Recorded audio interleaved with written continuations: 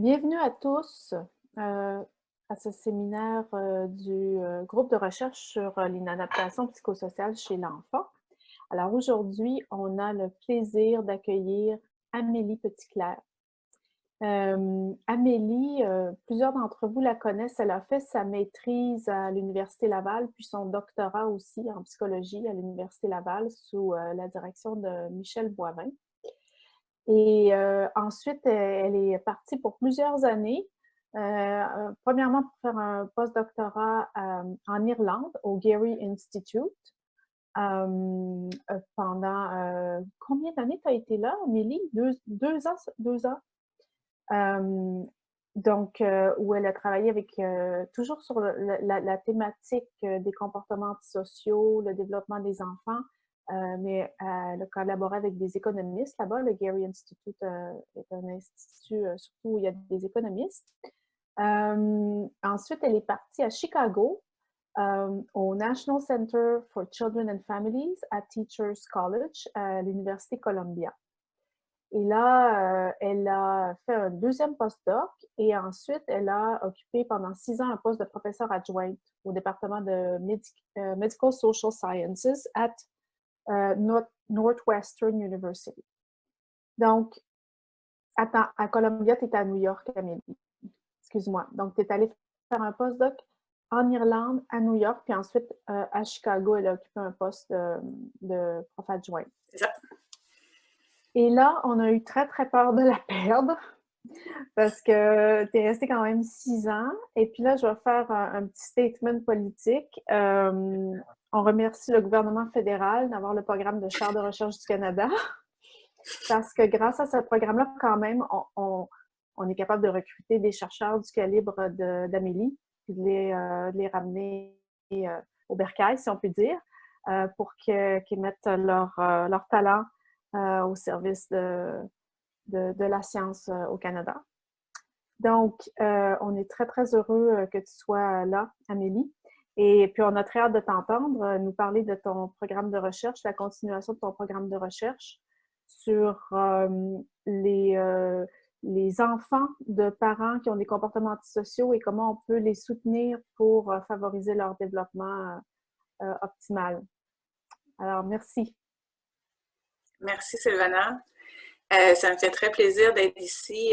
Moi aussi, je suis très contente d'être rentrée au bercail et de revenir au sein du GRIP, entre autres. Je suis contente d'avoir l'opportunité. Merci, Sylvana, de m'avoir invitée parce que je suis contente. Je viens juste d'arriver depuis septembre à l'Université Laval. Puis, ça me fait plaisir de pouvoir avoir cette opportunité-là d'expliquer un peu sur quoi je travaille et pour relancer des collaborations et continuer celles qui n'ont pas arrêté. Donc aujourd'hui, je vais faire ma présentation en français, histoire de me remettre dans le bain, puis mes diapos sont quand même en anglais, donc ça va permettre à tout le monde de suivre. Là. OK. Amélie, Alors, juste oui. un petit point. Les gens éteignent souvent leur caméra pendant la présentation parce qu'il y en a qui mangent en plus, là. C'est comme un brown bag. Et puis après, on les rallume pour la période d'échange. Juste pour t'aviser là, qu'il y a la caméra fermée. Okay.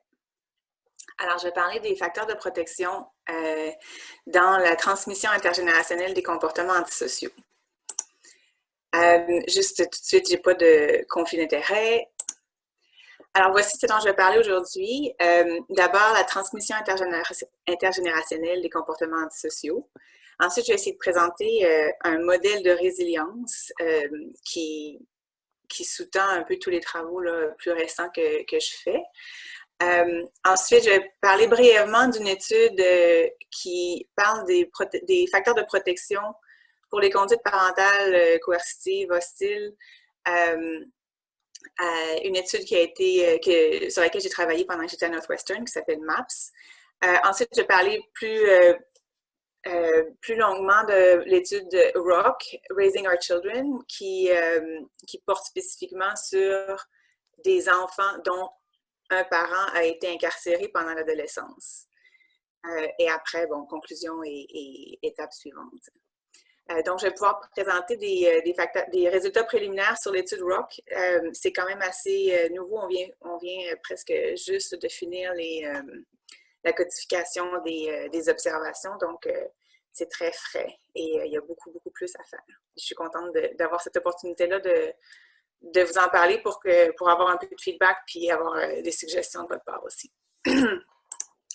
Donc, on sait que un des facteurs de risque principaux pour le développement des comportements antisociaux, c'est les comportements antisociaux chez les parents. Par exemple, dans l'étude Cambridge Study of Delinquent Development, qui portait sur des garçons de milieux défavorisés de Londres, on observe que on a un taux de base de conviction, si on veut. Là, le pourcentage de jeunes qui ont été reconnus coupables d'un délit, c'était 39 %. Ça, c'est dans l'échantillon. C'est quand même assez élevé, là, vous me direz. C'est un échantillon assez à risque là, de par leur milieu. Sauf que même à l'intérieur de cet échantillon à risque, ceux dont les parents avaient déjà été eux-mêmes reconnus coupables d'un délit, donc les deux barres à droite où c'est écrit « convicted », avaient un risque beaucoup plus élevé d'être eux-mêmes reconnus coupables d'un délit pendant leur adolescence, qui était autour de 60 %, contre à peu près 30 % chez les jeunes qui n'avaient pas un parent qui avait déjà été reconnu coupable d'un délit. Donc, à peu près 2 fois plus. En termes de odds ratios, on parle de 3,9 quand c'était le père qui avait déjà été reconnu coupable d'un délit, puis 2,8 quand c'était la mère. On voit des résultats similaires lorsqu'on parle d'arrestation à l'adolescence. Dans la Pittsburgh Youth Study, encore les travaux de David Farrington montrent que si un parent a été arrêté pendant son adolescence, ça augmente les risques pour le jeune de se faire arrêter lui aussi. C'est encore les garçons dans cette étude-là aussi. Odds ratio de 4,9 quand c'est le père qui avait été arrêté, odds ratio de 3,9 plutôt quand c'est la mère qui avait été arrêtée. Donc, les jeunes qui ont une histoire parentale de problèmes avec la justice sont au moins 2 fois plus à risque de se faire, d'avoir eux-mêmes des problèmes avec la justice, et comparativement, pas à la population générale, comparativement à des jeunes qui sont dans les mêmes situations socio-économiques, qui vivent dans les mêmes milieux, là, qui sont quand même assez à risque.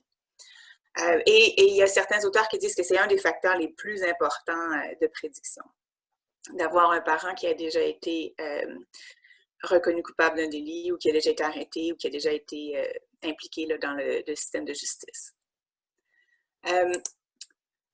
On voit même la même chose quand on regarde, quand on va plus jeune puis qu'on ne parle pas d'arrestation ou de se faire reconnaître coupable d'un délit, mais plutôt quand on parle de comportements qui pourraient mener à la délinquance. Donc, ça, c'est des travaux de mon doctorat dont je vais vous parler très, très brièvement. J'avais travaillé sur le mépris des règles, que j'appelais Disregard for Rules en anglais. Et c'était je voyais ça comme un précurseur là, de la délinquance plus tard. On a fait des trajectoires pour voir comment le mépris des règles évolue au cours de la petite enfance puis de l'âge préscolaire, à partir de 29 mois jusqu'à 74 mois, donc 6 ans. Et on voit que, bon, les trajectoires sont plutôt stables, les différences individuelles sur le mépris des règles sont plutôt stables dans le temps, dans cette période-là. Et ce qui est intéressant, vous voyez la trajectoire la plus élevée là, de mépris des règles chroniques, qui est quand même assez petite.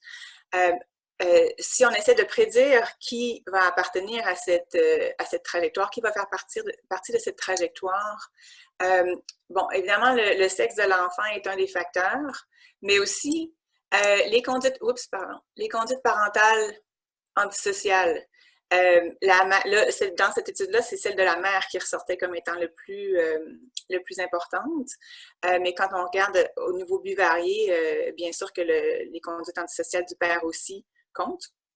Et il y avait aussi, c'est pas négligé non plus, les symptômes dépressifs chez la mère et le père. Donc, ça, c'est pas nouveau non plus.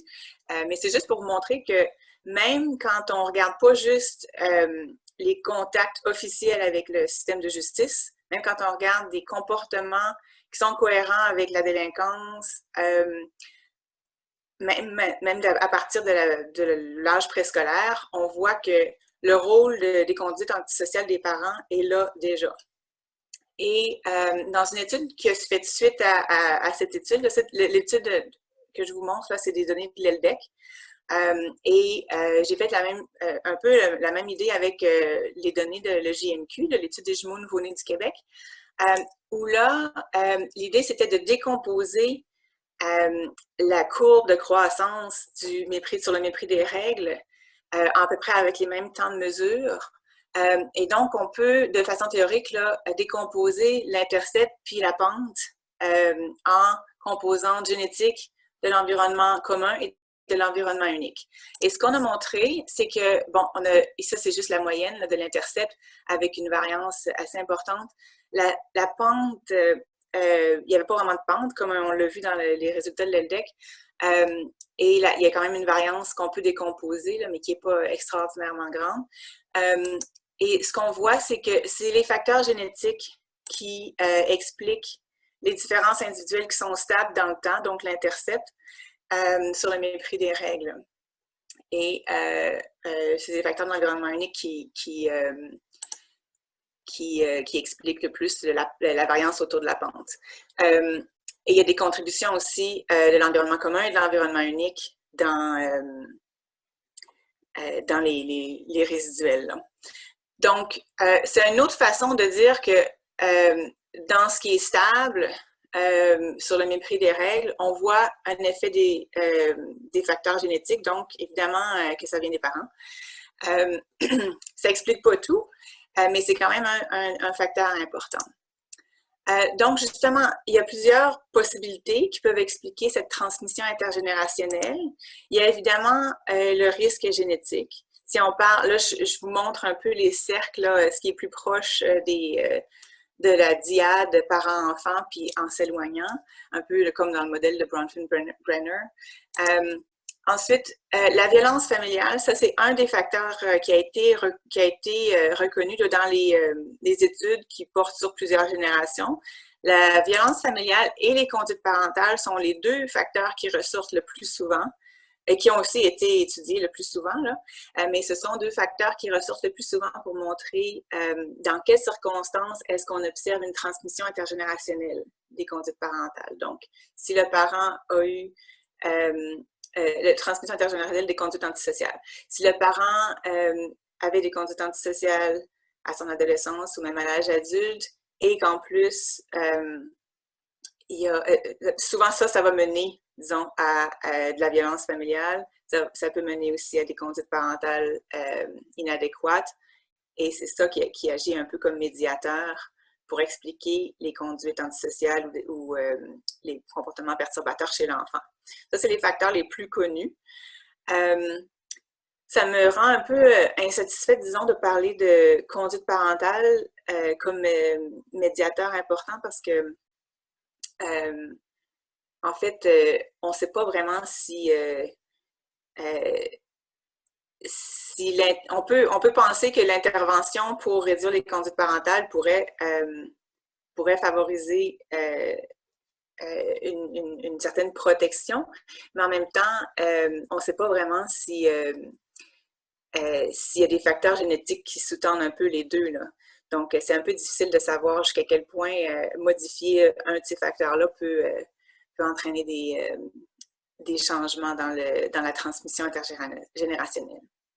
Au-delà des facteurs qui sont plutôt familiaux, on peut aussi penser aux conditions socio-économiques qui sont elles-mêmes transmises de génération en génération et qui peuvent aussi expliquer une certaine partie de la transmission intergénérationnelle. Donc, les familles de génération en génération se retrouvent un peu dans les mêmes conditions qui peuvent favoriser les comportements antisociaux.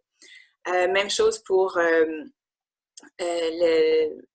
les conditions du quartier ou de l'environnement immédiat dans lequel les jeunes vivent. Surtout là, quand on observe dans les milieux urbains, là, les familles se retrouvent souvent dans les mêmes quartiers plus chauds, où il y a plus de violence, où il y a plus de gangs. Donc, plus de facilité aussi à ce que les mêmes comportements se reproduisent d'une génération à l'autre. Et ensuite, on peut parler aussi de racisme et discrimination parce que, surtout quand on parle de contact avec la justice, on sait que les minorités visibles sont beaucoup plus à risque d'être en contact avec la justice, de se faire arrêter, puis mais à tous les niveaux là, de l'implication du système de justice, ils sont plus à risque de se faire, d'avancer plus loin dans le système de justice. Donc, on peut comprendre aussi on peut imaginer aussi que c'est un peu la même chose, c'est un peu une des explications pourquoi les jeunes dont les parents se sont fait arrêter, par exemple, sont plus à risque eux aussi de se faire arrêter. Donc, c'est à ce moment-là, c'est plus des hypothèses. Là, on connaît plus les facteurs vraiment de la famille et on connaît moins le reste des facteurs qui sont plus distaux, disons. Je veux revenir à cette étape que je vous ai présentée au début quand je parlais de transmission intergénérationnelle dans l'étude de Cambridge, parce que je vais attirer votre attention sur le fait que même si parmi les jeunes dont un parent a été reconnu d'un délit, il y a eu à peu près 60% des jeunes qui eux-mêmes ont aussi commis un délit ou ont aussi été reconnus coupables d'un délit pendant leur adolescence. Il reste quand même un 40% de ces jeunes qui étaient à risque de par leurs antécédents parentaux, mais qui n'ont pas eux-mêmes été reconnus coupables d'un délit. Et c'est ceux que je désigne comme des enfants qui sont résilients.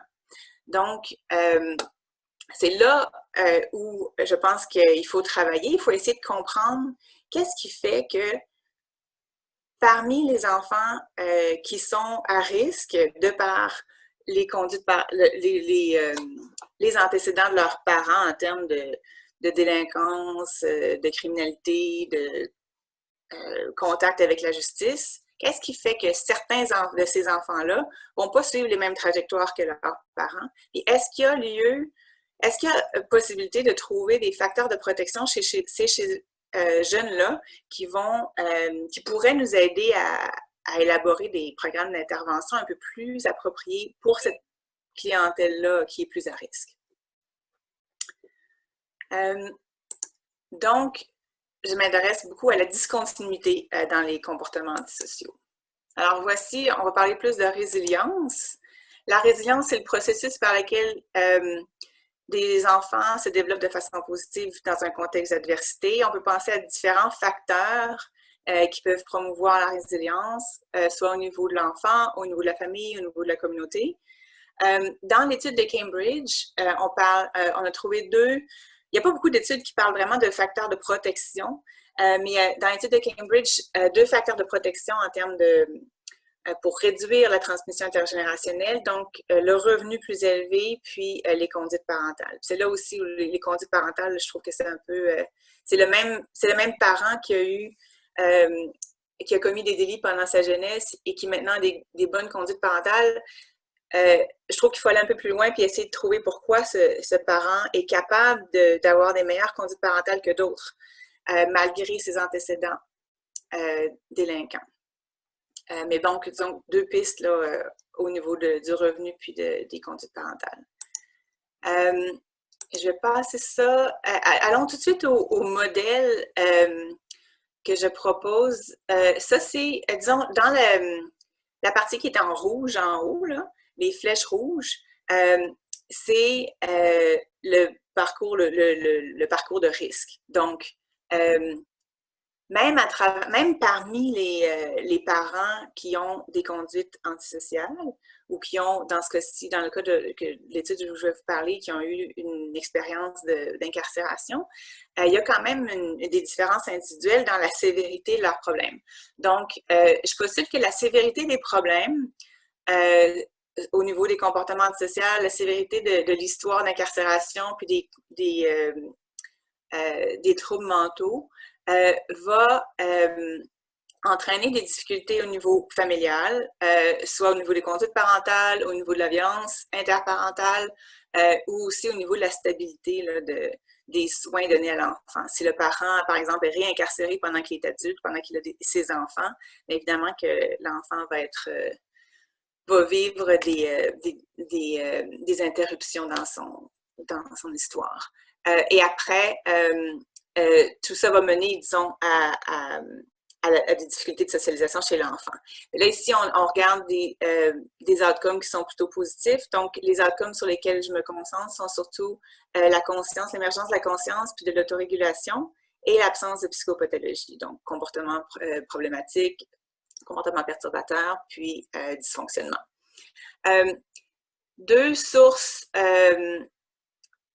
possibles de résilience. La première, c'est les ressources sociales et économiques.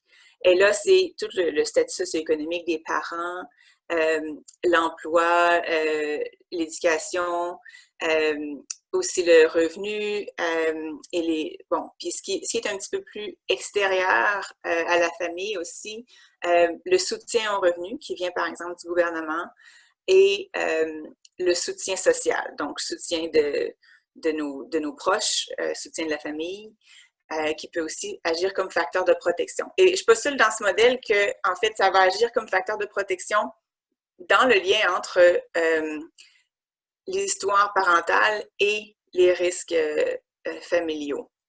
Donc, je pense que les parents qui sont dans une meilleure posture socio-économique puis qui ont plus de soutien social ont moins de risques d'avoir des conduites parentales dysfonctionnelles et d'avoir de la violence familiale, par exemple. En plus aussi, on parle souvent aussi de relations alternatives ou de relations qui pourraient compenser même si, par exemple, le parent qui a été incarcéré ou qui a eu des problèmes avec la justice a quand même des conduites parentales dysfonctionnelles, peut-être qu'il y a un autre parent dans la famille ou peut-être qu'il y a une autre personne dans la famille ou proche ou peut-être les services de garde peuvent compenser. Donc, est-ce que, c'est une question ici, est-ce que les relations alternatives peuvent compenser pour les facteurs de risque qui sont présents dans le milieu familial? Je vais parler brièvement d'une étude qui s'appelle Multidimensional Assessment of Preschooler Study, ou MAPS, dont le PI est Lori Wachschlag, qui est sur la photo là. C'est une étude qui a été financée par le NIMH.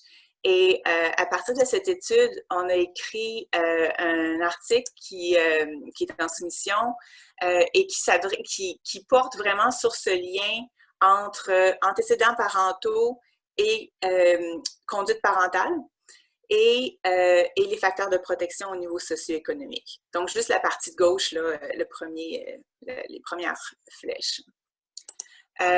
Et donc, c'était des participants qui ont été recrutés. C'est un échantillon normal, urbain, qui vient de Chicago. Presque la moitié noirs ou afro-américains, une 30% hispanique. C'est vraiment pas mal le portrait de Chicago, de la ville de Chicago. Et qui ont été recrutés entre 3 et 5 ans. Et l'âge moyen était de 4,8. Un échantillon assez pauvre quand même, là, 46% sous le niveau de pauvreté. On a mesuré les conduites parentales coercitives ou hostiles à partir du Parent-Child Conflict Tactics Scale, Physical Assault puis Psychological Assault. On a aussi observé en labo les conduites parentales qu'on appelle dysregulated, là, qui sont un peu plus irritables et hostiles envers l'enfant. On n'a pas vraiment observé d'abus physiques pendant nos observations, dans le labo. Alors, c'est plutôt une mère qui est verbalement plus agressive, plus irritable. Ensuite, on a aussi fait une entrevue avec la mère. C'est juste les mères ici, il n'y a pas de père. On a fait une entrevue avec les mères qui s'appelle Family Socialization Interview, dans laquelle on posait beaucoup de questions sur l'abus physique et verbal.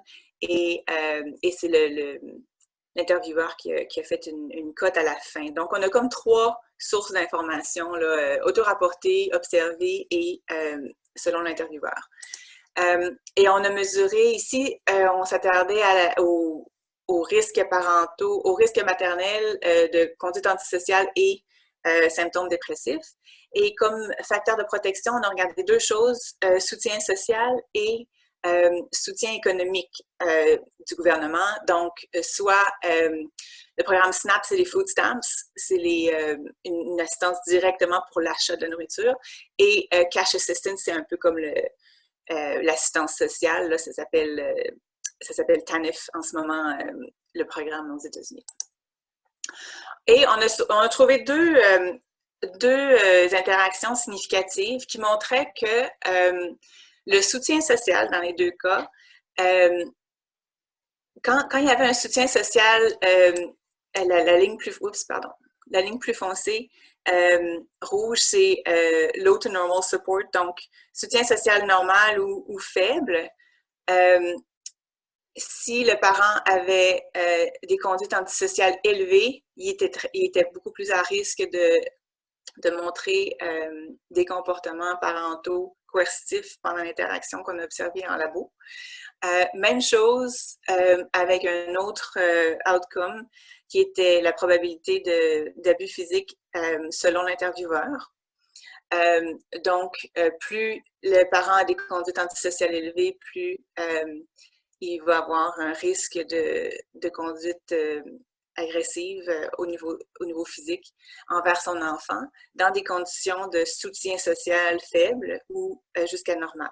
Et pour les parents qui rapportaient un soutien social au plus haut que la normale, on n'observait pas cette relation. Donc, même si le parent avait des comportements antisociaux, s'il avait aussi un soutien social élevé, il n'y avait pas un risque plus élevé d'abus physiques ou de conduite parentale coercitive pendant l'interaction en labo. Donc, c'est sûr qu'on n'a pas observé ça sur toutes les mesures. On avait quand même 5 mesures de conduite parentale coercitive, là. Mais on l'a observé dans 2, donc ça donne un certain indice qu'il y a quelque chose là qui se passe, et donc peut-être que c'est une avenue à explorer, le soutien social offert aux parents. Est-ce que ça pourrait pas compenser, mais protéger les enfants qui sont exposés à des antécédents parentaux ou de conduite antisociale. Maintenant, je vais vous parler de mon étude qui s'appelle Raising Our Children Study, ou ROC. C'est une étude qui est en fait la suite d'une grande étude longitudinale qui s'appelle Northwestern Juvenile Project, qui a été mise sur pied par Linda Tepin, ici à droite dans la photo, et Karen Abram. Linda Tepin est la PI. Karen Abram est là depuis le début aussi. C'est une étude qui dure depuis un peu plus que 20 ans et qui a suivi des jeunes qui ont été incarcérés pendant leur adolescence. 1800 jeunes qui ont été incarcérés pendant leur adolescence qui ont été suivis depuis 20 ans. Et la rétention est extraordinaire dans les 80% et plus. L'équipe qui est ici, ça c'est l'équipe qui a participé spécifiquement à l'étude que moi j'ai faite, qui était sur la 2e génération de ces jeunes-là. Donc, ces 1800 jeunes-là ont été suivis depuis leur adolescence jusqu'à encore aujourd'hui. Et la plupart d'entre eux ont eu des enfants. Et donc, là, l'étude ROC porte sur les jeunes enfants de cette cohorte. Les enfants, moi, je me suis attardée particulièrement aux enfants qui ont entre 3 et 7 ans. Et Linda et Karen continuent aussi de faire d'autres études sur les enfants qui sont un peu plus vieux, les adolescents surtout. Donc, participants, c'est ça. Les parents ont tous une histoire d'incarcération juvénile. Dans notre étude ROC, il y a 96 familles. On a 13 familles qui ont accepté de nous voir avec 2 enfants différents. Donc, il y a 109 enfants, mais aujourd'hui, je vais parler juste de 1 enfant par famille. Donc, 96 familles qui faisaient tous partie du Northwestern Juvenile Project. Donc, on a énormément de données sur leur conduite antisociale depuis leur adolescence, sur leur parcours d'incarcération. Il y en a beaucoup qui sont rentrés-sortis. et on a beaucoup, beaucoup d'informations sur leur santé mentale. On sait que dans cette population-là, il y a eu énormément d'abus de substances. Ils ont pratiquement tous, à un moment donné pendant l'étude, satisfait les critères d'un trouble d'abus de substances. Il y a aussi beaucoup de dépression, beaucoup de stress post-traumatique et évidemment beaucoup de conduite extériorisée, le problème de conduite puis personnalité antisociale. Mais c'est au-delà de ça, il y a quand même beaucoup d'autres problèmes de santé mentale, principalement dépression, stress post-traumatique et abus de substances. Pour le petit échantillon que j'ai étudié, de 96 familles, c'est surtout des mères qui ont accepté de nous voir avec leurs enfants, malgré le fait qu'il y avait beaucoup moins de femmes dans l'échantillon au départ que d'hommes. La raison pour laquelle on observe ça, c'est qu'il y a beaucoup de papas qui ne sont plus avec leurs enfants. Donc, une condition pour faire partie de l'étude, c'est qu'ils voient leur enfant au moins 2 fois par mois. Les enfants, bon, par hasard un peu, là, on a eu plus de garçons que de filles. L'âge moyen était de 5 ans. Encore 50% de Noirs afro-américains, à peu près 20% qui sont hispanophones, mais non noirs, et 22% qui sont mélangés. Là. Ça, c'est l'ethnie de l'enfant. Après ça, ce qu'on a mesuré chez le parent, on a mesuré les conduites criminelles depuis la naissance de l'enfant. Et là, l'échelle que je vous rapporte, c'est sur le nombre de comportements différents. Donc, 44% en avaient 0. Ça, c'est depuis la naissance de l'enfant. 26% un comportement, 17% 2 à 3 et 14% 4 et plus. Donc, depuis la naissance de l'enfant, il y en a quand même une proportion assez importante qui continue d'être impliquée dans les activités criminelles. On a mesuré aussi la dépression et les symptômes de stress post-traumatique. La prévalence n'est pas extraordinairement élevée. On a beaucoup, je pense, de gens qui se retrouvent un peu au milieu, là, qui ne sont pas niveau clinique, mais qui ont quand même certains symptômes de dépression et de stress post-traumatique. La prévalence pour la dépression est de 5% selon cette échelle-là. Et ce serait à peu près 8% pour les symptômes de stress post-traumatique, ce qui est quand même assez élevé là, comparativement à la population générale, évidemment. Mais quand même beaucoup mieux que ce qu'on retrouvait quand ces nouveaux parents, ces parents étaient des jeunes adolescents. On a mesuré, voici les outcomes qu'on a mesurés chez l'enfant. Comportement perturbateur avec le MapDB qui a été créé par Lori Wakshag et aussi on a utilisé le MyChild de Grajna Kohanska qui mesure le développement de la conscience. Donc un peu comme mes travaux de doctorat là, sur le mépris des règles, c'est un peu des précurseurs, si on veut, à la délinquance ou à l'absence de délinquance plutôt. Donc, c'est les habiletés que l'enfant développe qui vont lui permettre de bien fonctionner en société. Ça. Donc, affective discomfort, c'est plutôt comme le sentiment de culpabilité après avoir commis après avoir désobéi ou quelque chose comme ça. Conduite intériorisée, c'est quand l'enfant est capable d'intérioriser les règles, même quand il n'y a pas d'adulte. Donc, l'enfant qui est capable de respecter ce qu'on lui a demandé ou respecter les interdits, là, même quand il n'y a pas d'adulte juste à côté de lui pour surveiller, et l'empathie. Donc, ça, c'est les 4 outcomes qu'on a mesurés. Les facteurs de protection ou potentiels, au niveau socio-économique, à peu près toutes les mêmes choses qui sont dans le modèle que je vous ai présenté. Éducation du parent, éducation de l'autre parent biologique qu'il vive ou qu'il ne vive pas avec l'enfant. Stabilité de l'emploi. Donc, beaucoup de parents ont eu... la plupart des parents ont travaillé là, depuis la naissance de l'enfant, pas tous, mais la plupart. Mais ce n'est pas des emplois qui durent très, très longtemps. Là.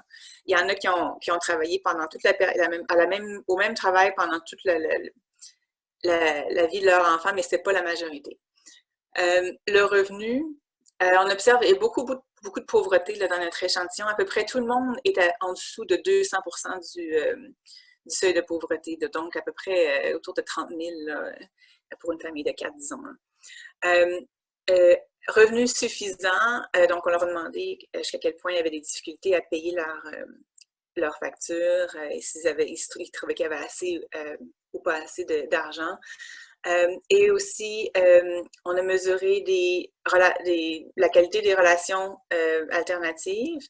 Pas tout à fait de la qualité là, pour l'instant, mais le nombre d'abord, le nombre de figures parentales. Donc, est-ce que l'enfant a, en plus du parent qu'on a interviewé, est-ce qu'ils ont un autre adulte qui est proche et qui fait office de figure parentale? Donc, ça peut être son autre parent, ça peut être aussi le conjoint ou la conjointe du parent.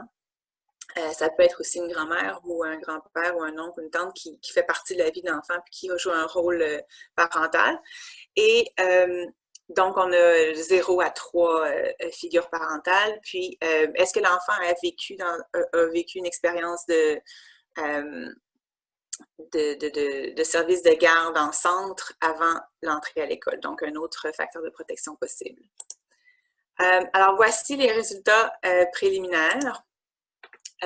Donc, si on revient au modèle, là, on simplifie un peu pour les résultats préliminaires. J'ai enlevé toute la partie médiationnelle là, des conduites parentales.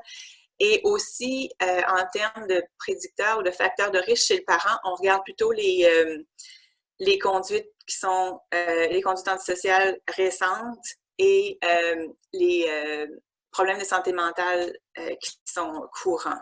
Donc, pas l'historique. On a toutes ces données-là, mais ça va aller plus loin. Là, ça va prendre un petit peu plus de temps avant qu'on puisse tout analyser ça ensemble. Donc, j'ai regardé d'abord, est-ce que les difficultés, le risque chez le parent prédit les outcomes chez l'enfant, donc le développement de la conscience et les problèmes de comportement. Et ensuite, est-ce que les ressources sociales et économiques peuvent agir comme facteurs de protection et est-ce que les relations alternatives peuvent agir comme facteurs compensatoires? Donc, juste pour un petit mot concernant les outcomes qui sont mesurés, on a fait des entrevues en fait, c'est des questionnaires, mais qu'on fait sous forme d'entrevue parce que les parents ont des niveaux de littératie très, très, très bas dans cet échantillon. Donc, on fait tout ça sous forme d'entrevue. On a utilisé là, ces mesures de comportement perturbateur, de culpabilité, internalisation des conduites intériorisées et empathie à partir du questionnaire My Child. Et on a fait aussi des observations, j'ai oublié de le mentionner, là, on a fait des visites à domicile, on a fait des observations du parent et de l'enfant ensemble et de l'enfant tout seul. Et de l'enfant aussi avec l'auxiliaire de recherche qui faisait les évaluations. Donc, on a observé les mêmes construits, mais à partir d'observations directes. Donc, on a tout codifié les vidéos pour arriver à des mesures de comportement perturbateur pendant la visite. Et culpabilité, on a mis l'enfant dans certaines situations où un objet allait se briser, puis on voulait voir comment il réagit.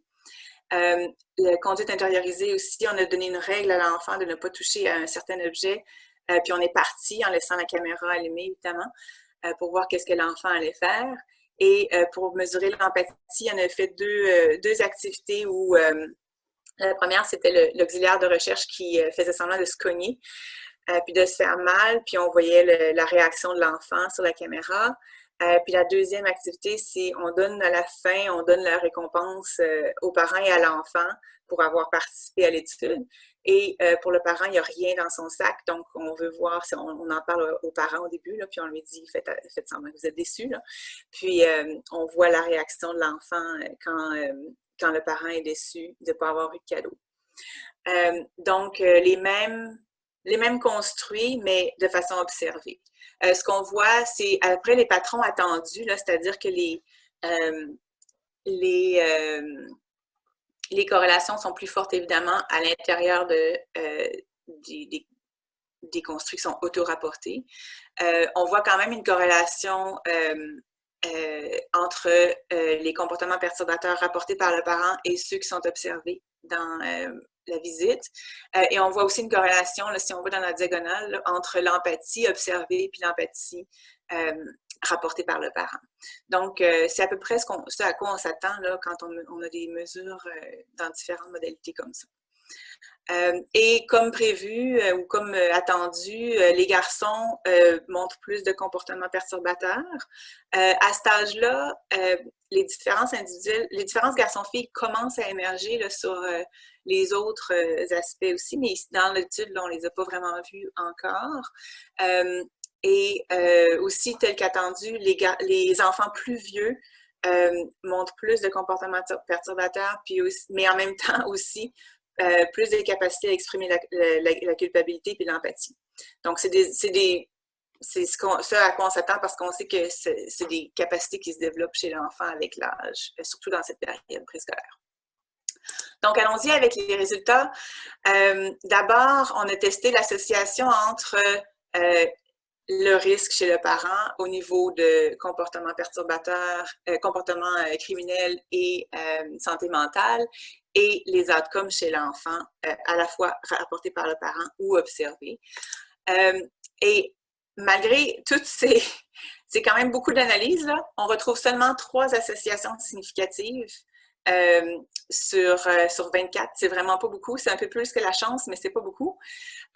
Et ce qu'on voit, c'est que l'implication dans les activités criminelles est associée, chez le parent, est associée à une empathie plus faible chez l'enfant et que les comportements, les symptômes dépressifs, les symptômes de stress post-traumatique sont associés tous les deux avec moins de conduite intériorisée, c'est-à-dire intériorisée dans le sens, pas de comportement, de problème intériorisé, mais dans le sens de l'enfant est capable d'intérioriser les règles de son parent.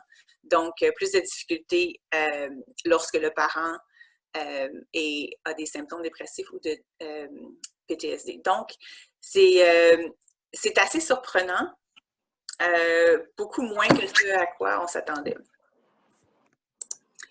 Dans les analyses futures, on va aller un peu plus loin. Là, on regardait les comportements perturbateurs et la santé mentale récente.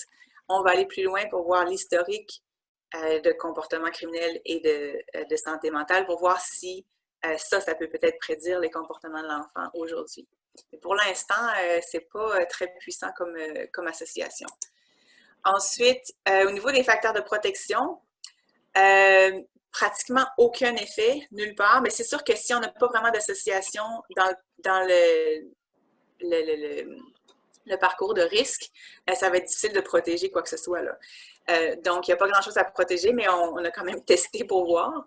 Et on ne retrouve aucun patron cohérent, là. Il y a aucune association entre les facteurs de protection postulés et les outcomes, ou bien aucune modération des liens avec nos facteurs soit socio-économiques ou au niveau relationnel. Donc, plutôt décevant pour l'instant dans ces résultats préliminaires, pas vraiment de facteurs de protection comme tels qui ressortent. Il reste encore beaucoup de choses à approfondir. Il y a vraiment beaucoup de choses, là. On a mesuré de façon quand même assez extensive là, toute la question des relations avec d'autres adultes ou des relations avec ou l'expérience de service de garde. On a des informations qui peuvent nous aider à avoir un peu plus de jus là, sur la qualité des services de garde. Même chose pour le soutien social. Il y avait en fait un effet d'interaction, mais qui était dans la direction opposée attendue. Donc, on voyait plus de liens entre le risque parental et les comportements chez l'enfant lorsque le parent avait plus de soutien social. Donc, un peu comme si ça normalisait la relation. Je pense qu'il faut aller plus loin. On a beaucoup d'informations sur la qualité du soutien social qui est reçu. Donc, on peut aller plus loin pour savoir est-ce que ce soutien social est un soutien qui est pro-social aussi, plutôt qu'un soutien qui est d'associations qui sont plutôt délinquantes. Donc, conclusion, On a évidemment des différences individuelles dans le développement de la conscience puis les comportements perturbateurs chez l'enfant et qui sont cohérentes avec l'âge, avec le sexe de l'enfant, mais pas associées de façon importante ou cohérente avec le risque parental en termes de comportements sociaux, de santé mentale, problèmes de santé mentale.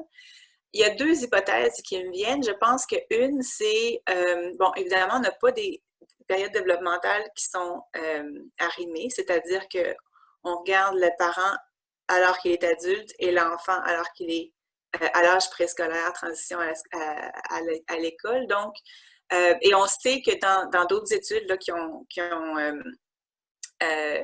examiné la transmission intergénérationnelle, on voit plus de transmission intergénérationnelle quand on utilise les mêmes périodes développementales, c'est-à-dire adolescence chez le parent, adolescence chez l'enfant ou âge adulte, âge adulte. Là, ici, on a plus d'informations, comme je disais, sur les comportements et les facteurs de risque chez le parent quand il était plus jeune. On va aller chercher ça pour voir si là, on peut avoir un petit peu plus de...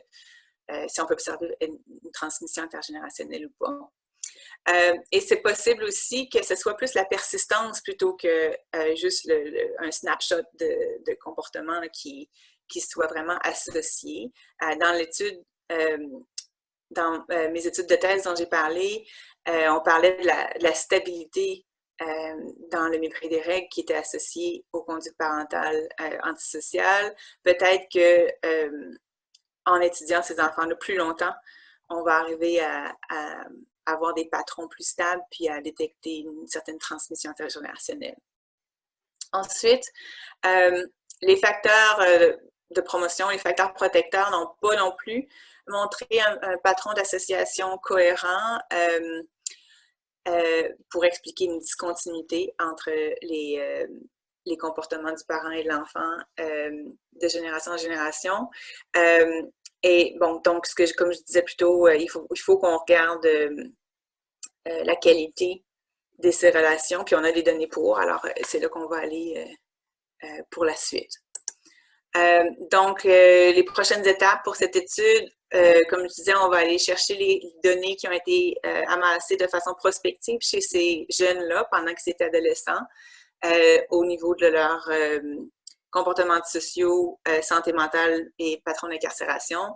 On va tester aussi les effets du revenu et des services de garde avec des scores de propension. Je pense qu'on va arriver un petit peu plus à une question un petit peu plus robuste là, au niveau statistique. Et après, aussi, on aurait peut-être aussi des effets de protection sur les conduites parentales. Et on a mesuré les conduites parentales de façon auto-rapportée et aussi par l'observation directe. Donc, ça, c'est quelque chose qu'on n'a pas encore examiné, là, qui est disponible. Puis, on va aller voir si on peut, les facteurs de protection peuvent servir à au moins améliorer les conduites parentales ou le milieu familial dans lequel l'enfant évolue. Amélie, et finalement, il y a d'autres, juste une autre petite affaire, que dans les comportements de l'enfant, on a aussi évalué l'autorégulation. Donc, c'est ça les pistes futures pour cette étude. Merci. Super, merci beaucoup. Alors, il nous reste quelques minutes pour les questions.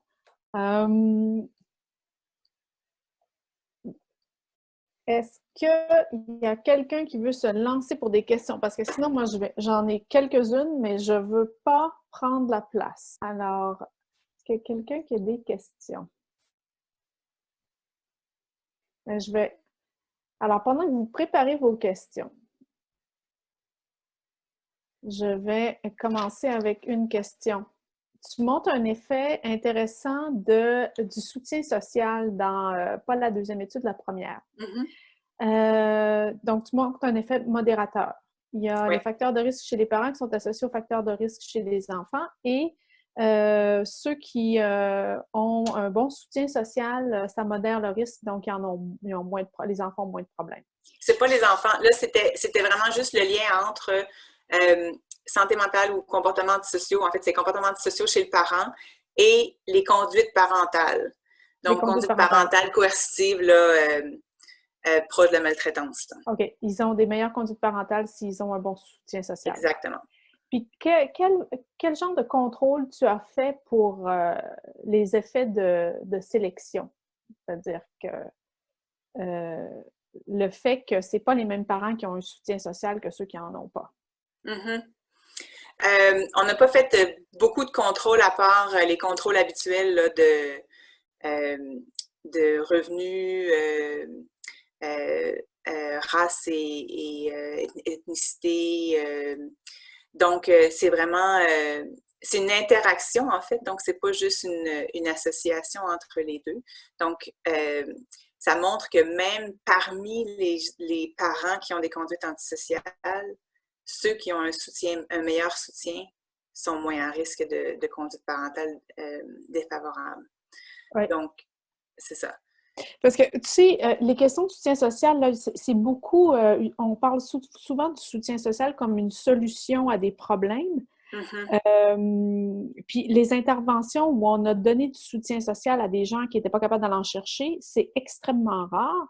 Mm-hmm. Et donc, ça me questionne toujours quand je vois une association ou un impact supposément positif du soutien social, parce que les gens qui sont capables d'avoir du soutien social, d'être gentils avec les autres, c'est vraiment pas les mêmes qui sont incapables d'avoir ce soutien social. Donc, est-ce que c'est vraiment un soutien social ou est-ce que c'est parce que les gens qui ont un bon soutien social sont mieux organisés? Oui, c'est possible que ce soit ça, effectivement, qu'ils aient des meilleures habiletés, des meilleures habiletés sociales, finalement, puis donc ça se traduit aussi par des meilleures habiletés parentales. C'est clair que c'est possible, mais il ne faut pas oublier que c'est quand même des parents qui ont aussi des comportements antisociaux. Donc, beaucoup de jeunes qui ont des parents, de parents qui ont des comportements antisociaux n'auront pas des habiletés sociales extraordinaires. Michel.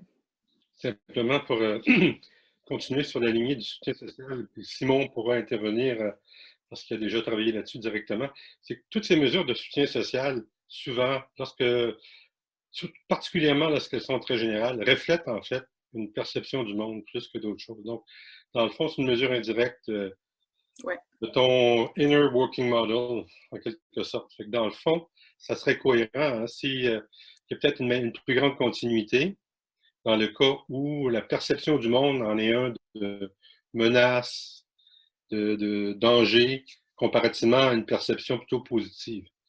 Alors, souvent, c'est ce qu'on mesure lorsqu'on va chercher ces mesures de soutien social. Ce n'est pas nécessairement le soutien réellement reçu. Il faut peut-être voir ça sous cet angle-là. Oui, c'est sûr. Je pense que Simon va intervenir. Dans la même lignée, là, c'est que ça dépend de la mesure qui est utilisée parce que tu as des mesures de soutien perçu, tu as des mesures de soutien reçu, puis tu as des mesures de sentiment d'être soutenu. Fait que si la mesure est très générale, si elle est très peu identifiée à la source de soutien, ben, ce que Michel dit, on va chercher une évaluation du sentiment d'être soutenu. Ouais. Ça, c'était effectivement une mesure de sentiment d'être soutenu. On a d'autres choses dans l'étude, mais ça, la mesure qu'on a utilisée pour cette analyse-là, c'était une mesure du sentiment d'être soutenu. L'autre, la mesure dans l'étude ROC, c'est pas la mesure de sentiment d'être soutenu, c'est la mesure du nombre de personnes vers qui le participant sent qu'il peut se tourner. Donc, c'est pas tout à fait la même chose là, que la qualité du soutien qu'ils ont reçu. Là. C'est pas la perception de la qualité du soutien, c'est plutôt la perception de la quantité de soutien. Là. Michel? L'autre commentaire que je fais, c'est par rapport à ta deuxième étude. C'est sûr que le N est petit. Hein? Mm-hmm. Et est-ce qu'il y a un problème carrément de puissance quand tu n'observes pas de relations significatives? C'est peut-être pas étonnant parce que tu es dans une zone là, vraiment limite en termes de N. Est-ce que c'est pour ça que j'ai été surpris un peu de voir, peut-être parce que maintenant tu es à Québec, tu n'es plus à Chicago, mais qu'un des objectifs, ça serait d'augmenter le N. Parce que si tu le doublais, déjà, tu serais dans une zone un petit peu différente. Oui. En fait, on a d'autres études en cours qui portent sur des jeunes des enfants plus vieux. Moi, je voulais me concentrer sur les enfants plus jeunes parce que c'est là où les habiletés ces habiletés-là se développent. Les habiletés là, de inconfort affectif, intériorisation des règles et tout ça. Mais malheureusement, l'échantillon est un peu vieux déjà. La plupart des jeunes qui étaient dans l'étude au départ ont eu des enfants très jeunes. Là, maintenant, aujourd'hui, ils sont pas mal tous vers la fin trentaine, début quarantaine. Donc, leurs enfants sont surtout ados. Donc, on est allé chercher un petit peu plus là, la fin de la cohorte, puis en même temps, aussi des familles quand même assez nombreuses là-dedans, là, 6, 7, 8 enfants là, qui ont, avec plusieurs conjoints différents, c'est ça, c'est la fin de leur famille, si on veut, là, des enfants les plus jeunes. Donc, c'est pour ça que l'échantillon n'est pas aussi grand qu'attendu. Dans les autres études qui sont en cours avec les ados, il va y avoir des échantillons plus grands. Là. Dans quelle mesure les... La COVID a joué un rôle aussi. Là, on a été obligé d'interrompre, parce qu'on faisait des visites à domicile, là, on a été obligé d'interrompre plus tôt que prévu. Là. Dans quelle mesure le racisme, tu l'as évoqué, là, c'est quand même une population de Chicago où il doit y avoir du racisme systémique, très systématisé. Excusez-moi le pléonasme, mais c'est clair que ça peut avoir joué un rôle. C'est les événements fortuits, le fait que tu observes une transition intergénérationnelle peut-être moins prévisible, c'est peut-être parce qu'il y a beaucoup de ça qui joue. Et que par hasard, en fait, certains membres ont été incarcérés alors que d'autres ne l'ont pas été. Donc, il y a beaucoup de... En termes génétiques, là. Ben, on le voit dans les résultats de cette grande étude-là, le Northwestern Juvenile Project, les participants qui sont de race noire ou afro-américaine avaient moins de facteurs de risque au départ dans l'étude. Au départ, quand ils étaient ados, ils avaient moins de facteurs de risque de psychosociaux de toutes sortes. Là. Moins de problèmes de drogue, moins de trauma, moins de tout que les Blancs qui étaient dans l'étude, probablement parce que les Blancs qui étaient dans l'étude, les Blancs qui ont été incarcérés, c'est vraiment les pires de la gang. Là. C'est les pires de leur cohorte, alors que les Noirs, surtout, là, on pense que c'était dans les années fin 90, là, il y avait la guerre aux drogues et tout ça, donc il y avait beaucoup d'arrestations, surtout de jeunes hommes noirs, qui étaient pour des délits assez faible, assez petit. Sauf que ce qui est intéressant et malheureux, là, c'est que au fil de leur évolution, au fil de leur développement, c'est quand même les Blancs qui s'en tirent le mieux. Même s'ils ont commencé vraiment en arrière, comparativement aux Noirs, ils s'en tirent moins bien au niveau de l'emploi, au niveau de formation de famille, de stabilité familiale, au niveau de leur... où est-ce qu'ils vivent. Donc, il y a quand même, c'est le racisme systémique sur toutes ces coutures-là, dès l'entrée dans le système judiciaire jusqu'à qu'est-ce qui se passe quand ils en sortent aussi.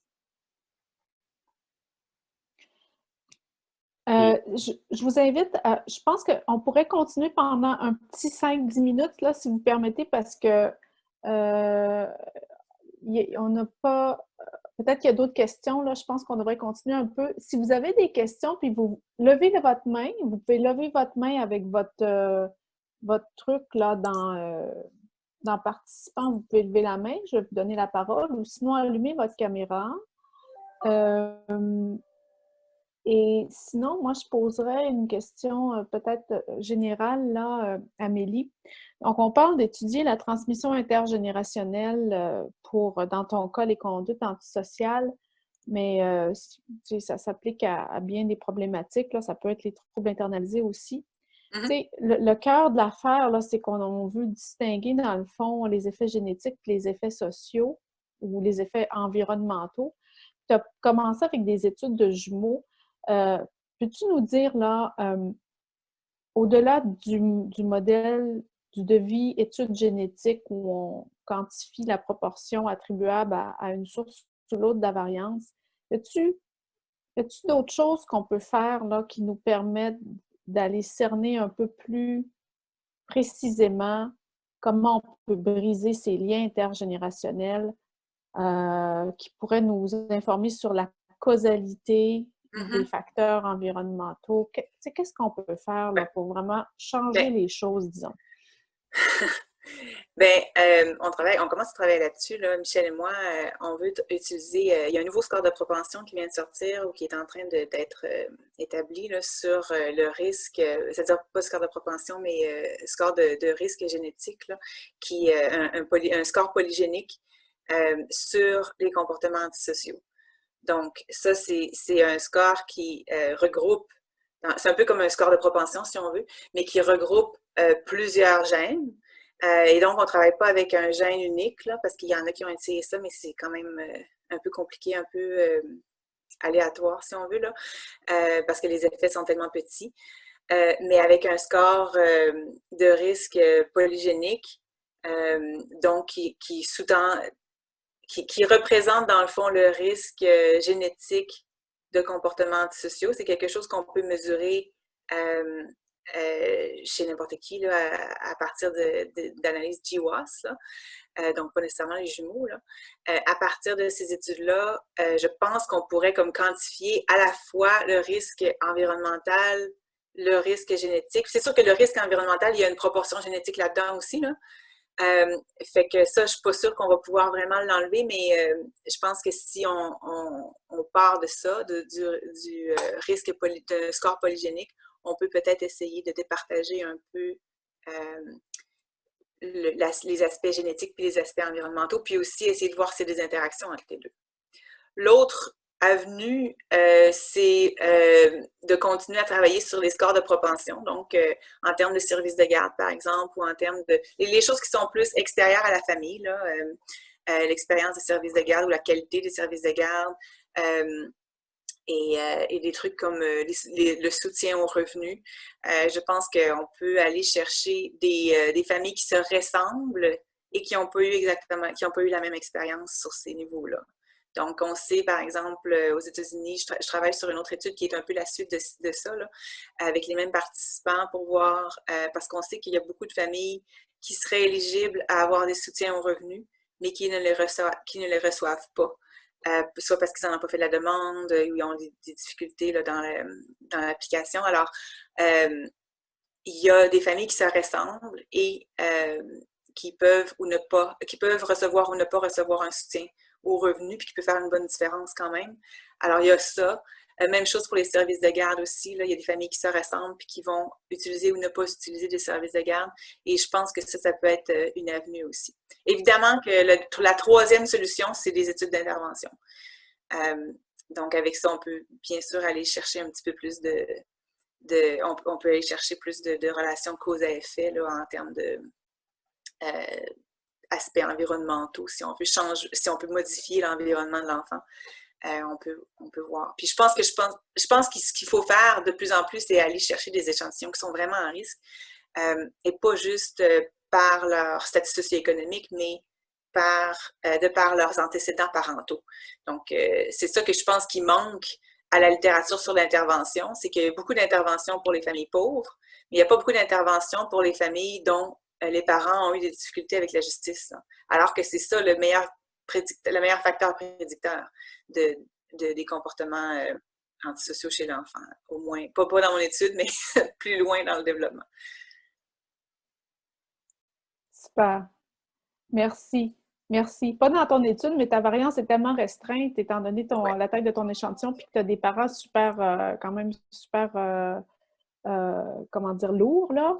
C'est ça, c'est des parents qui sont déjà plus à risque. En population générale, c'est effectivement un facteur qui est très associé. Oui. Est-ce qu'on a le temps pour une dernière question s'il y a quelqu'un qui brûle d'en poser une? Mais sinon, je vous remercie tous. Et puis, alors, merci beaucoup, Amélie. C'était super. On est vraiment content que tu sois là. Et puis, que tu puisses, de savoir que tu vas revenir travailler sur les cohortes, les études québécoises, ça fait vraiment chaud au cœur. Ça fait vraiment plaisir. Donc, merci beaucoup. Et puis, à bientôt. Merci. Merci tout le monde. À bientôt. Bye.